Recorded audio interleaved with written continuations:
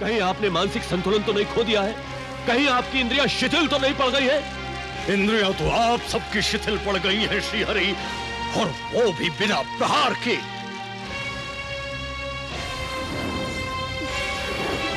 केवल प्रहार ही नहीं, आपने वज्र प्रहार किया है आचार्य, वो भी महादेव को दक्षिणा में मांगकर। दक्षिणा मांगना एक पुरोहित का प्रथम कर्तव्य होता है श्रीहरि, और ये महादेव ने ही हमें ज्ञात कराया था।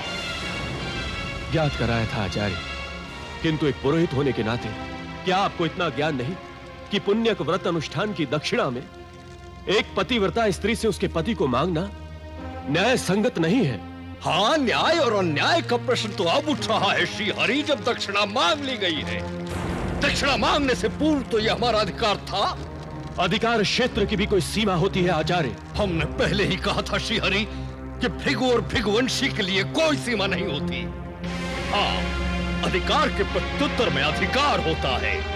अब आपका अधिकार है, आप हमें दक्षिणा दें या दक्षिणा न दें। आचार्य, दक्षिणा देना अधिकार क्षेत्र में नहीं आता। दक्षिणा देना श्रद्धा और भाव का फल है। क्योंकि पुण्य व्रत अनुष्ठान अप्रत्यक्ष और प्रत्यक्ष दोनों ही रूपों में हमसे जुड़ा हुआ है, हम ही इसके प्रमुख होता है।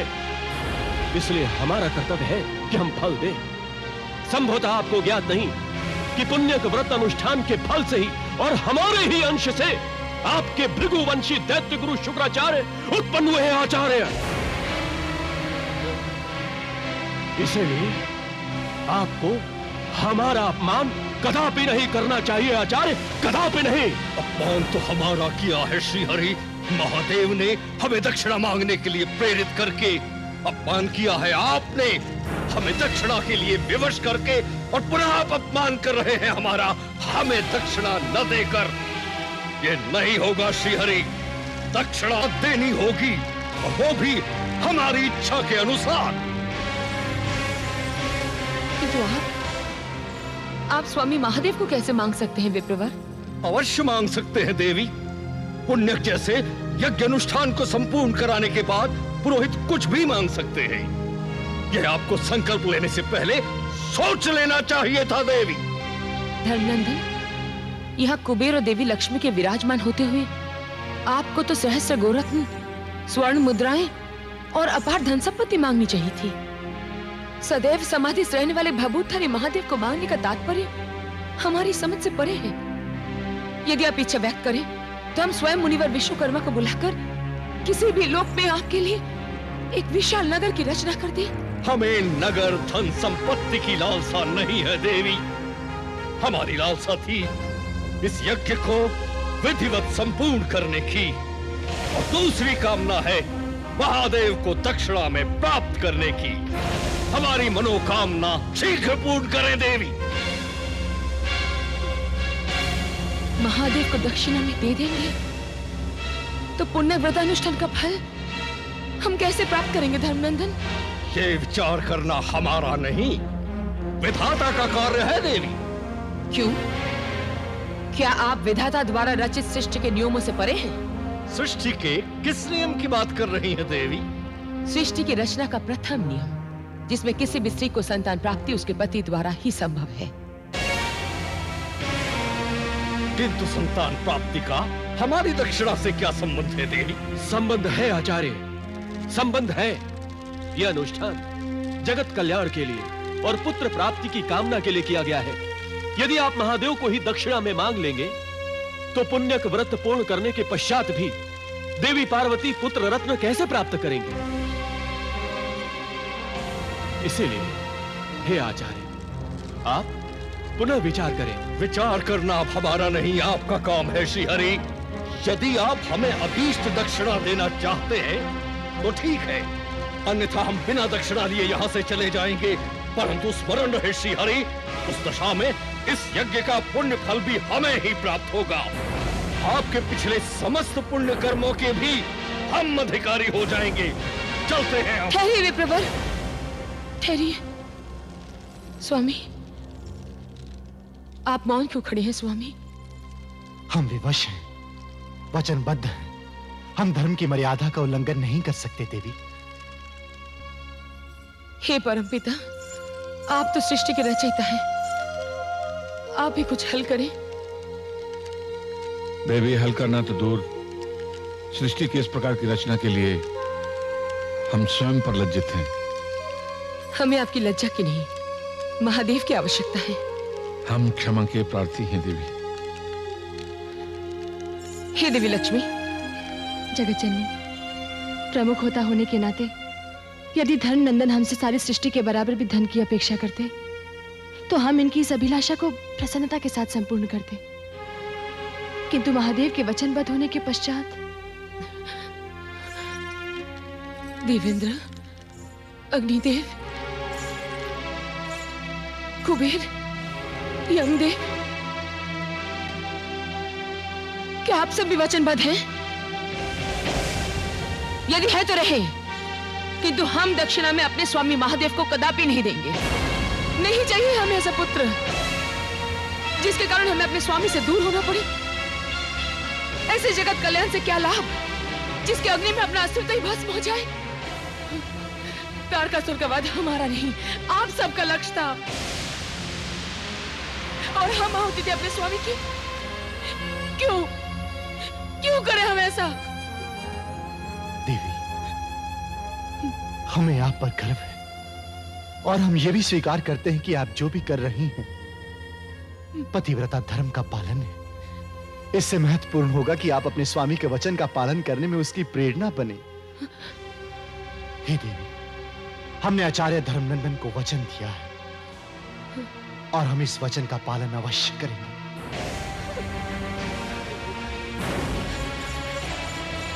आचार्य धर्मनंदन, हम आपके साथ चलने के लिए तैयार हैं। आइए महादेव।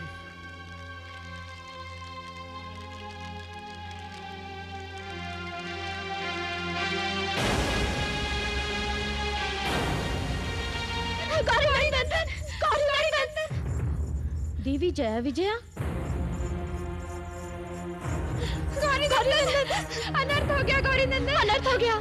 देवी जया विजया, किस अनर्थ की आशंका से चिंतित हैं आप? मात्र आशंका ही नहीं है गौरी नंदन। क्या अनुष्ठान में किसी प्रकार का विघ्न उत्पन्न हो गया है? नहीं विघ्नेश्वर, आपके रहते अनुष्ठान में किसी भी प्रकार का विघ्न तो संभव ही नहीं है। फिर अनिष्ट कैसे हो गया? जया विजया, शीघ्र बताएं, हम जानने के लिए विचलित हो रहे हैं। अनुष्ठान पूर्ण कराने के पश्चात चारों यज्ञ पुरुषों ने माता की इच्छा अनुसार वरदान दे ही दिया था, किंतु आप रुक क्यों गई देवी जया? किंतु पुरोहित आचार्य धर्मनंदन ने देवादिदेव महादेव को ही दक्षिणा में मातेश्वरी से मांग लिया। ये आप क्या कह रही है देवी जया? गौरी नंदन, हम सत्य कह रहे हैं। समस्त देवताओं के समझाने के पश्चात भी पुरोहित देवादिदेव महादेव को दक्षिणा में लेने के हट पर अड़े हुए हैं। क्या भगवान श्री हरि विष्णुदेव और ब्रह्मदेव के समझाने के पश्चात भी उन पर कोई प्रभाव नहीं पड़ा? नहीं गौरी नंदन, उनकी बात का उन पर कोई प्रभाव नहीं पड़ा। भवन में चारों ओर हृदय विदारक रुदन उत्पन्न हो गया है। माता पार्वती तो इस आघात को सहन ही नहीं कर पाई और अश्रु बहाती हुई कोप भवन में चली गई। क्या उस भृगुवंशी के कारण हमारी माता श्री को अश्रु बहाने पड़े? ये गौरी नंदन के लिए लज्जा की बात है। पुरोहित धर्मनंदन ने हमारी माता श्री के हृदय को दुखी करके एक पुरोहित की मर्यादा का उल्लंघन किया है। गौरी नंदन का तो जन्म ही माता श्री के कष्टों का हरण करने तथा उनकी रक्षा और आदेश का पालन करने के लिए हुआ है। आचार्य धर्मनंदन, तुम्हें इसका परिणाम अवश्य भुगतना पड़ेगा।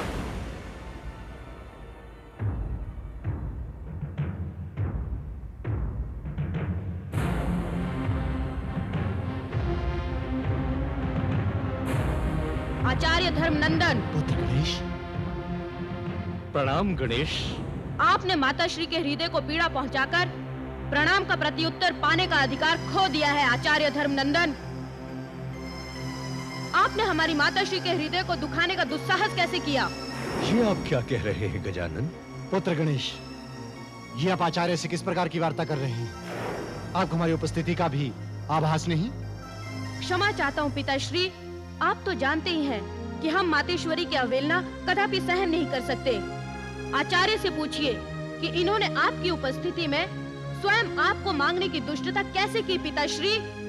यज्ञ की पूर्णाहुति हो जाने पर दक्षिणा पर पुरोहित का पूर्ण अधिकार होता है गजानन। अधिकार तो अवश्य होता है आचार्य, किंतु पुरोहित को दक्षिणा मांगते समय यह हमेशा ध्यान रखना अति आवश्यक है कि वो यजमान से ऐसी दक्षिणा मांगे जिसे देने में किसी भी प्रकार का कष्ट या किसी भी प्रकार की पीड़ा का अनुभव ना हो, अन्यथा दक्षिणा का अपमान होता है।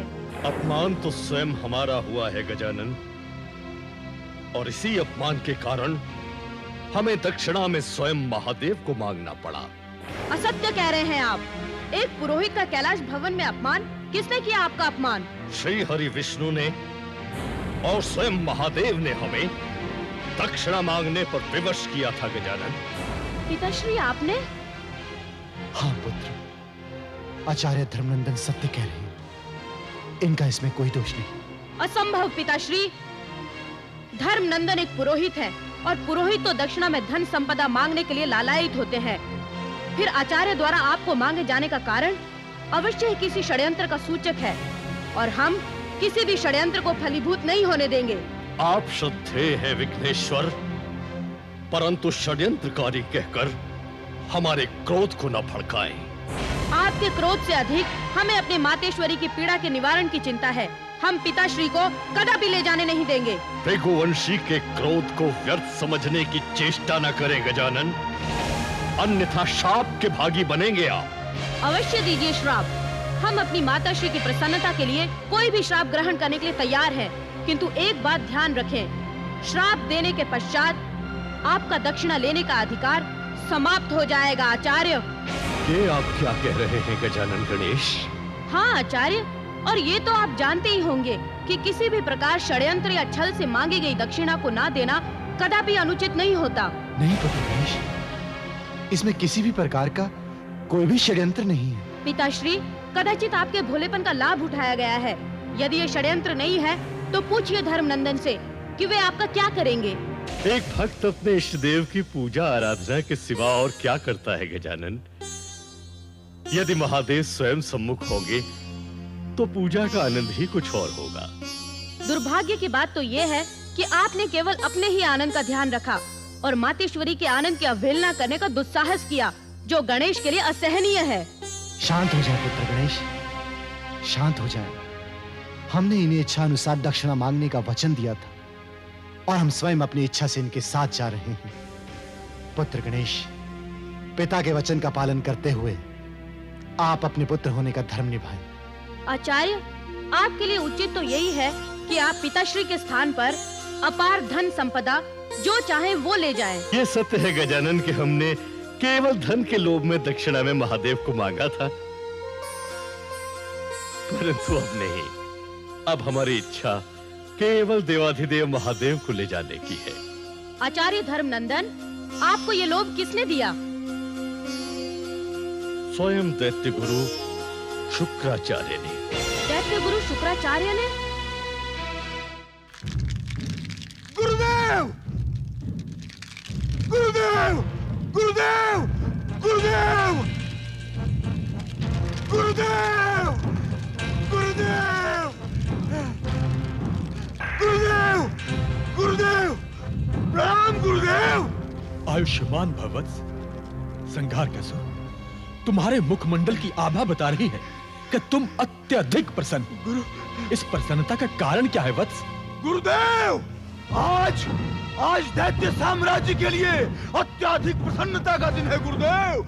आचार्य धर्मनंदन ने दक्षिणा मांगने की पुरोहितों की समस्त परंपरा को लांघते हुए अनुष्ठान करता यजमान को ही दक्षिणा में मांग लिया है गुरुदेव। उन्होंने भले ही पुरोहितों की मर्यादा को कलंकित किया हो, परंतु हम दैत्यों के लिए आनंदोत्सव की व्यवस्था की है गुरुदेव। आनंदोत्सव की व्यवस्था।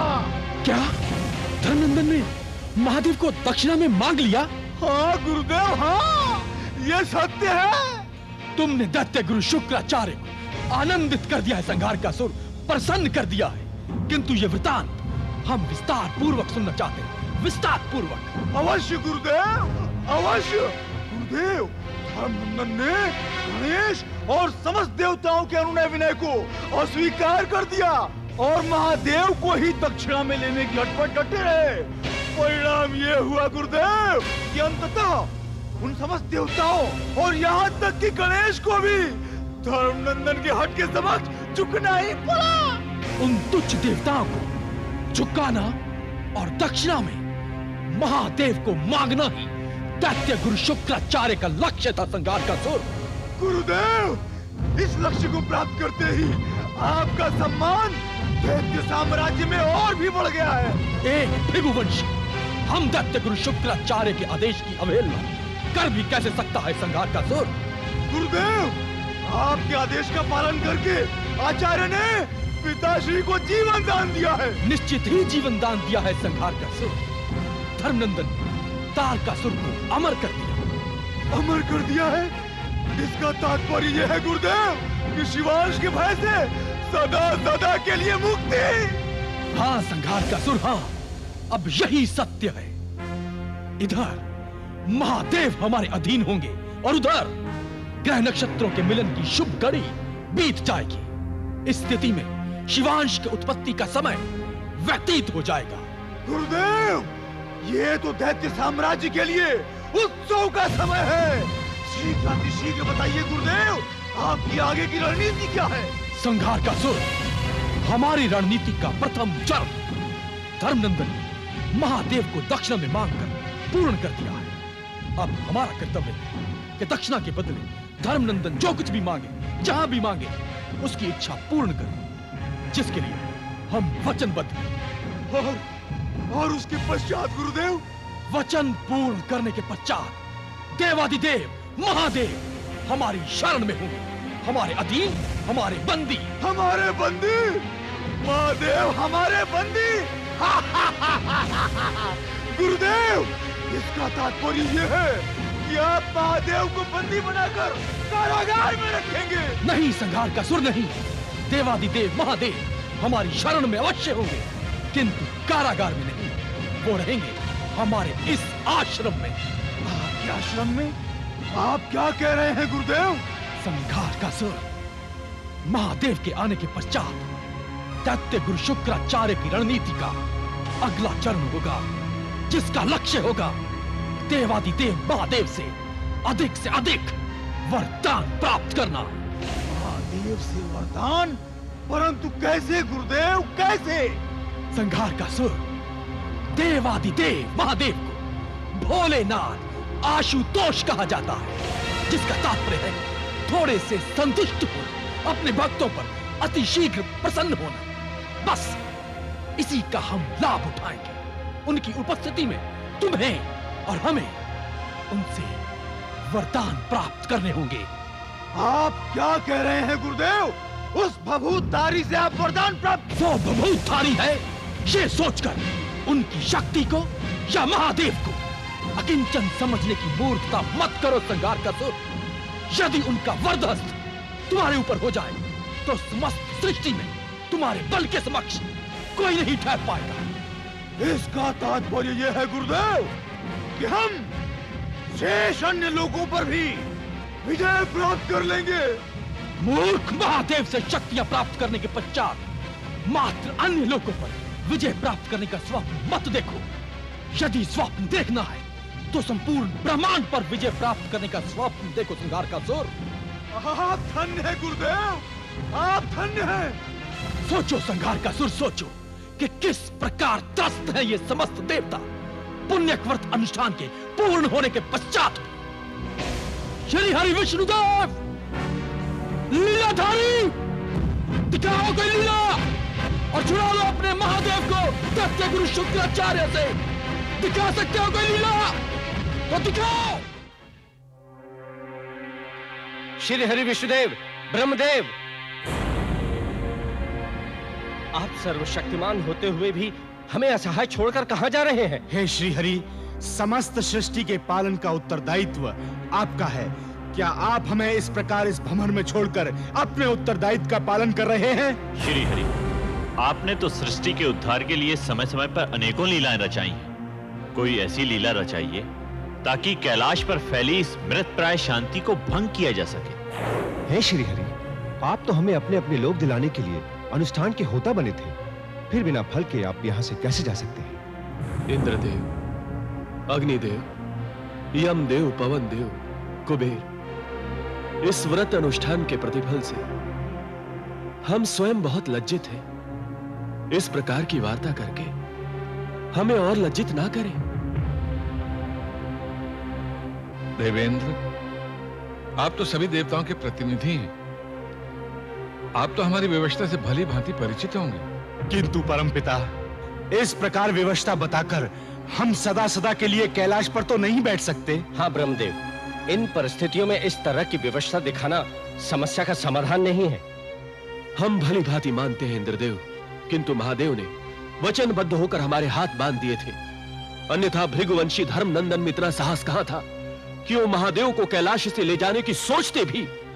और महादेव के वचन की अवज्ञा करना, वो हमारे समर्थ से बाहर है इंद्रदेव। महादेव की वचन की अवज्ञा का तो अब प्रश्न ही नहीं उठता ब्रह्मदेव। अग्निदेव, एक ओर आप महादेव के वचन के पालन की बात कहते हैं और दूसरी ओर उसके प्रतिरोध की। अग्निदेव स्पष्ट करें, आप कहना क्या चाहते हैं? हे ब्रह्मदेव, जब आप किसी दैत्य या असुर की भक्ति से प्रसन्न होकर उसे कोई अनिष्टकारी वरदान या आशीर्वाद देते हैं, तदुपरांत आप ही उसके निवारण के लिए कोई लीला रचते हैं। हे श्री हरि विष्णुदेव, क्या इसका कोई उपाय नहीं है कि महादेव के दक्षिणा में दिए जाने के बाद देवादिदेव के वचन का पालन भी हो जाए और महादेव भी हमें पुनः प्राप्त हो जाए? हे जगतपालक, क्या ऐसा संभव नहीं? ब्रह्मदेव, आप भी?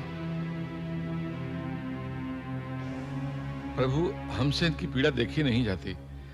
यदि संभव हो तो। हमारे कुछ समझ में नहीं आ रहा। हमारे होते हुए भी हमारे पुण्यक व्रत अनुष्ठान का इतना विनाशकारी और लज्जाजनक परिणाम, ये हमने स्वप्न में भी नहीं सोचा था। हमने दैत्य गुरु शुक्राचार्य की आसुरी शक्तियों को कम आंका है ब्रह्मदेव। यही हमारी त्रुटि है। अर्थात इसके पीछे दैत्य गुरु शुक्राचार्य का मस्तिष्क है? हाँ देवेंद्र, ये उन्हीं की कूटनीति है। किंतु श्रीहरि, यदि ऐसा है तो दक्षिणा मांगने में छल का प्रयोग किया गया है। लगता है ये सब कुछ पूर्ण नियोजित था। हाँ, सब कुछ शुक्राचार्य की रणनीति के तहत पूर्व नियोजित था। दक्षिणा मांगने में छल का प्रयोग करके आचार्य धर्मनंदन ने स्वयं को दक्षिणा के अधिकार से वंचित कर दिया और इसीलिए आचार्य धर्मनंदन को महादेव को ले जाने का अधिकार ही नहीं रह गया। हाँ देवेंद्र, हम सब कुछ जानते हुए भी विवश थे, क्योंकि स्वयं महादेव आचार्य के साथ जाने के लिए तत्पर थे। इसका अर्थ यह है कि शुक्राचार्य ने अनुष्ठान में विघ्न उत्पन्न करके देवताओं को उसके प्रतिफल से वंचित किया है। श्रीहरि, विघ्नों के हरण के लिए हमें विघ्नेश्वर की शरण में जाना चाहिए। वो अवश्य इसका हल निकालेंगे। श्री हरि विष्णुदेव, हमें विघ्न विनाशक गणेश की शरण में जाना चाहिए। देवेंद्र का प्रस्ताव अति उत्तम है प्रभु। कैलाश छोड़ने से पहले हमें गजानन गणेश से मिलना चाहिए था। अवश्य, आपका विचार उचित है ब्रह्मदेव। महादेव के विरह की पीड़ा के कारण हमें गणेश्वर का स्मरण ही नहीं आया।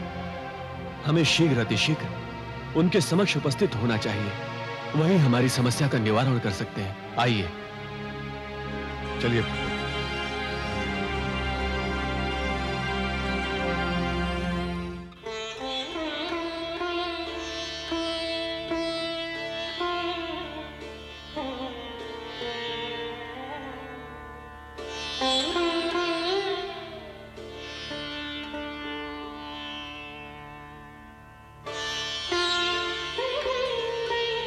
प्रणाम श्री हरि विष्णुदेव। प्रणाम ब्रह्मदेव।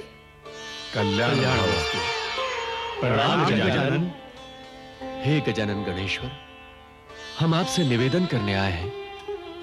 हम एक ऐसी समस्या हेतु आपके समक्ष उपस्थित हुए हैं जिसका निवारण केवल आप ही कर सकते हैं। हे ब्रह्मदेव, हम भली भांति परिचित हैं कि आप किस समस्या के निवारण हेतु हमारे समक्ष उपस्थित हुए हैं। आप तो सर्वशक्तिमान एवं सर्व गुण संपन्न है, जो हमारे मुख को देखते ही हमारी चिंता का कारण भांप लिया।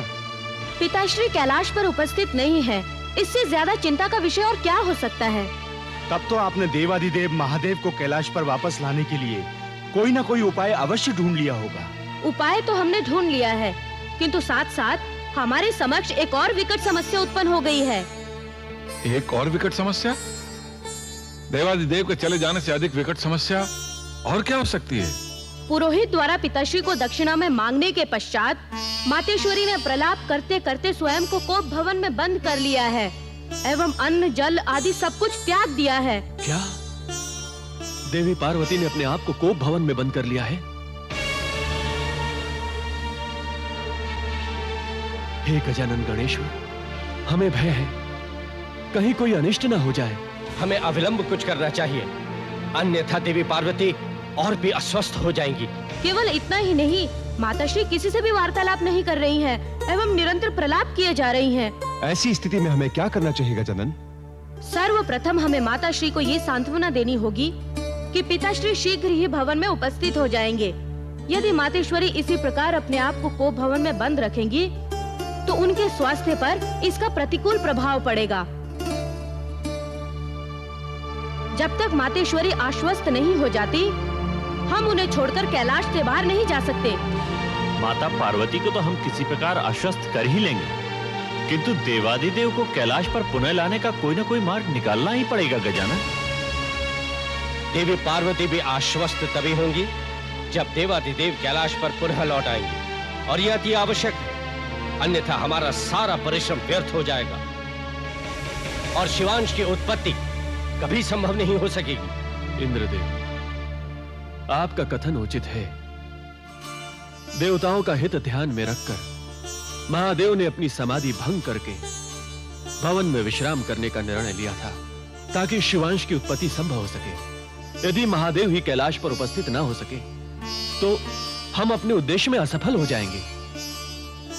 यज्ञ के पूर्ण हो जाने पर सभी देवता कितने आनंदित थे। ऐसा प्रतीत हो रहा था जैसे कैलाश पर अब सदैव के लिए सुख और शांति का वातावरण छा जाएगा।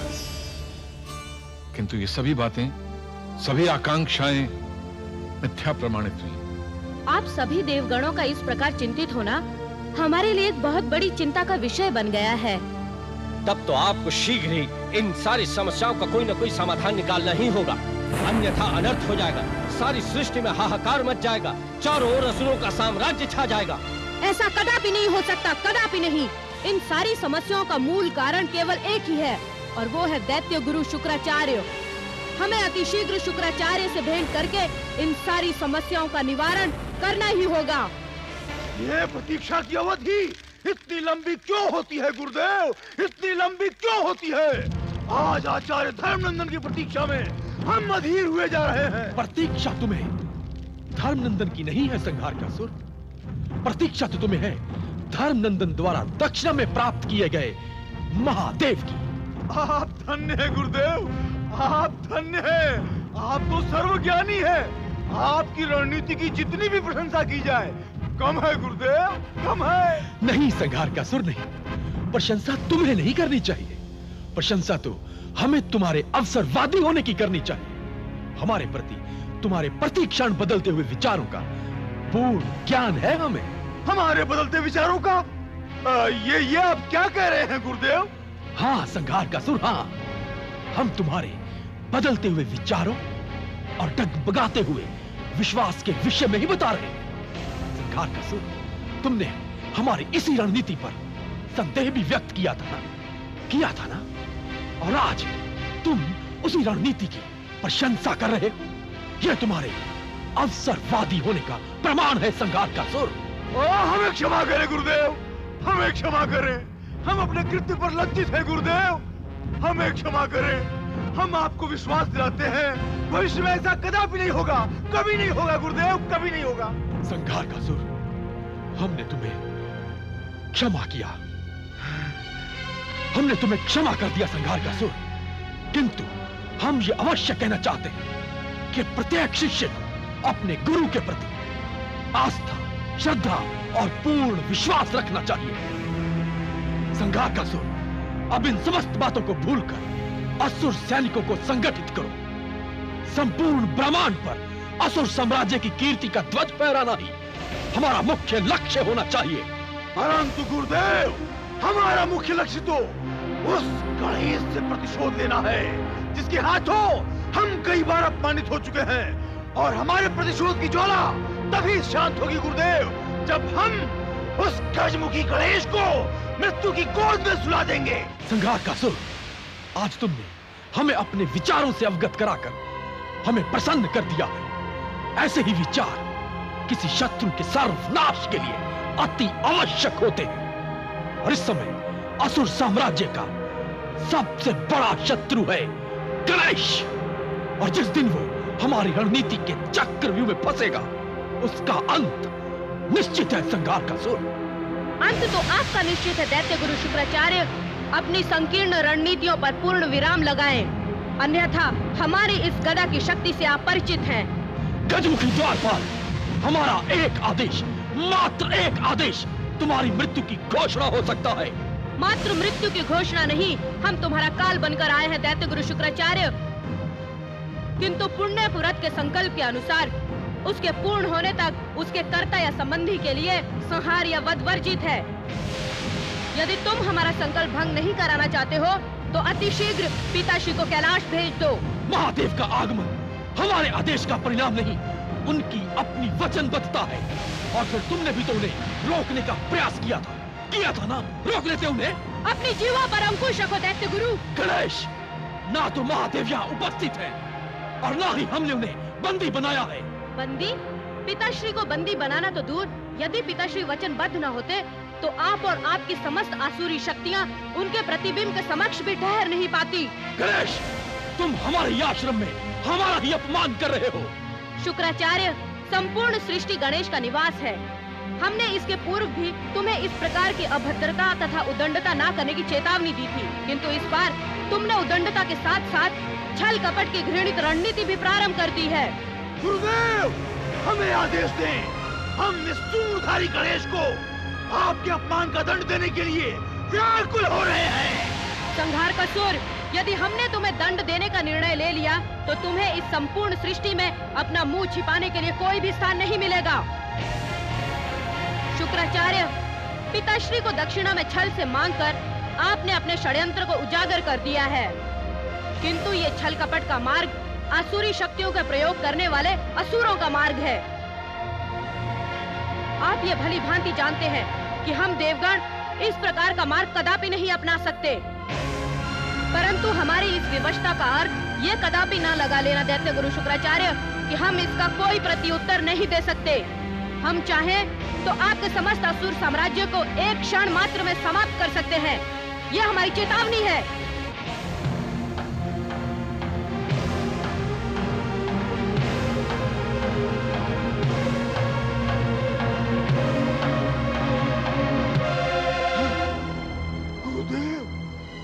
उदंड बालक का दुस्साहस तो देखिए। दैत्य गुरु शुक्राचार्य को चुनौती, और वो भी आपके अपने आश्रम में। चुनौती को स्वीकार किया जाएगा संघारकासुर, और इस चुनौती का ऐसा उत्तर दिया जाएगा कि समस्त देवता भयभीत हो उठेंगे। गुरुदेव, गणेश तो चेतावनी देकर गया है। चेतावनी नहीं संघारकासुर, वो तो हमें भयभीत करने का साधन था, मात्र एक साधन। वो समझता है कि हमें चेतावनी देकर वो आतंकित कर देगा, किंतु ये समझना उसकी मूर्खता है, मूर्खता संघारकासुर। अभी गणेश ने दैत्य गुरु शुक्राचार्य की छल कपट की रणनीति देखी ही कहां। संघारकासुर, एक बार देवादिदेव महादेव को हमारे समक्ष उपस्थित तो होने दो, फिर ये दैत्य गुरु शुक्राचार्य अपनी छल कपट की रणनीति की ऐसी चालें चलेगा कि समस्त देवता देखते रह जाएंगे। प्रणाम श्रद्धेय भृगुनंदन।